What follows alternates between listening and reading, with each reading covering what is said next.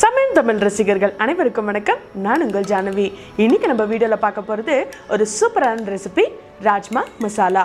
நம்ம எப்படி இங்கே முட்டை மசாலா, கறி மசாலான்னு விமர்சையாக செய்வோமோ அந்த மாதிரி பஞ்சாப் மாநிலத்தில் ராஜ்மா மசாலா ரொம்ப விமர்சையாக செய்வாங்க. இப்போ ராஜ்மா செய்ய தேவையான பொருட்கள் என்னென்னு பார்க்கலாம் வாங்க.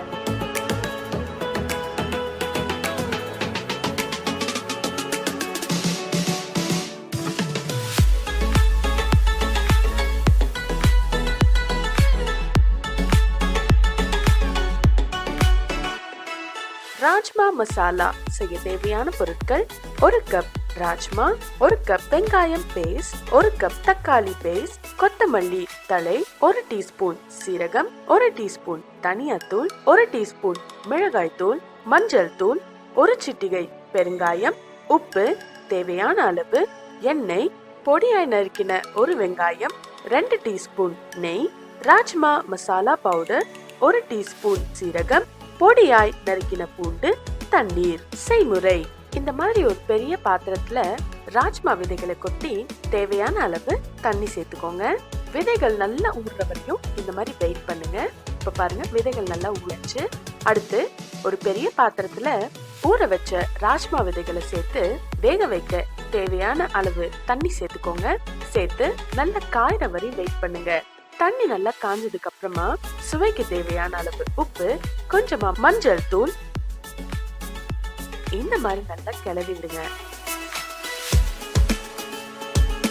கிளறி விட்டு 1 அல்லது 2 விசில் வர வரையும் வெயிட் பண்ணுங்க. அடுத்துதான் இந்த மாதிரி ஒரு கடாயில தாளிக்க தேவையான அளவு எண்ணெய் சேர்த்துக்கலாம். கொஞ்சமா பெருங்காயத்தூள்,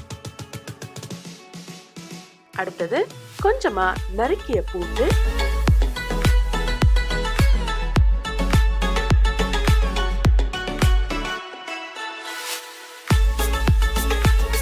பூண்டு நல்லா வறுத்ததுக்கு அப்புறமா நம்ம எடுத்து வச்சிருந்த வெங்காய விழுதை சேர்த்துக்கோங்க.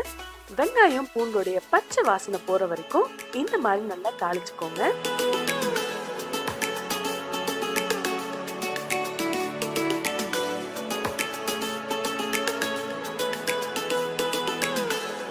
பாருங்க, வெங்காயம் நல்லா வறுபட்டாச்சு. அடுத்தது தக்காளி விழுது சேர்த்துக்கலாம். தக்காளி பேஸ்ட் சேர்த்ததுக்கு அப்புறமா இந்த மாதிரி நல்லா கிண்டிக்கோங்க. தக்காளினுடைய பச்சை வாடை போற வரைக்கும் ஒரு 5 நிமிஷம் இதை நல்லா கொதிக்க விடுங்க.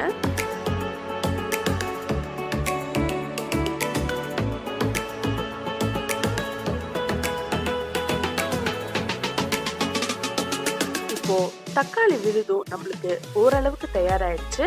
அடுத்தது எடுத்து வச்சிருக்கிற மஞ்சள் தூள், மிளகாய் தூள், மல்லித்தூள், மல்லித்தூளை தனியா தூள்னு சொல்லுவாங்க. இது எல்லாத்தையும் சேர்த்து நல்லா கலந்து விடுங்க. இப்ப நல்லா கலந்தாச்சு. அடுத்தது உப்பு சேர்த்துக்கலாம். அடுத்தது ராஜ்மா மசாலா சேர்த்து இந்த மாதிரி நல்லா கலந்துக்கோங்க. கலந்ததுக்கு அப்புறமா கொஞ்ச நேரம் கழிச்சு ஸ்டவ் ஆஃப் பண்ணிக்கலாம். இப்போ ஒரு சின்ன கடாயில தேவையான அளவு நெய் சேர்த்து கொஞ்சமா பெருங்காய தூள், 1 ஸ்பூன் சீரகம், பொடியா நறுக்கின பூண்டு சேர்த்து நல்லா இந்த மாதிரி ஃப்ரை பண்ணிக்கோங்க.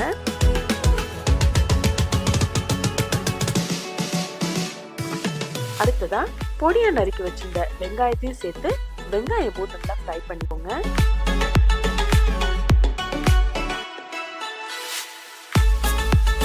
வெங்காயம் நல்லா வெந்ததுக்கு அப்புறமா ராஜ்மா மசாலாவை சேர்த்து இந்த மாதிரி நல்லா கலந்துக்கோங்க.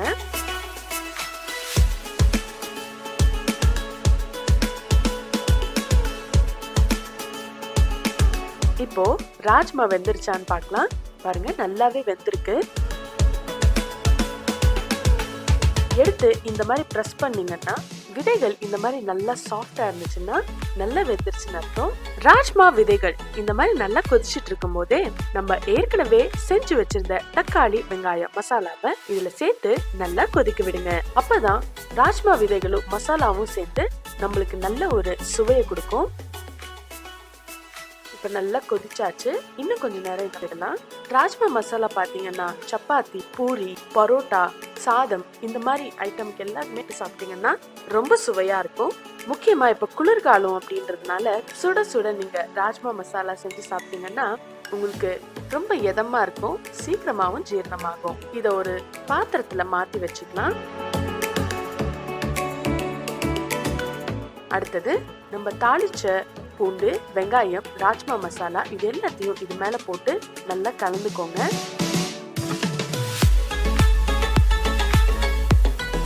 கொஞ்சமா கொத்தமல்லியும் சேர்த்து பரிமாறினீங்கன்னா சுவையான ராஜ்மா மசாலா தயாராயிடுச்சு. ராஜ்மா மசாலாவை ட்ரை பண்ணி எப்படி இருந்ததுன்னு கமெண்ட்ல சொல்லுங்க. இந்த வீடியோ உங்களுக்கு பிடிச்சதுன்னா லைக் பண்ணுங்க, கமெண்ட் பண்ணுங்க, ஷேர் பண்ணுங்க. மறக்காம சமயம் தமிழுக்கு சப்ஸ்கிரைப் பண்ணுங்க.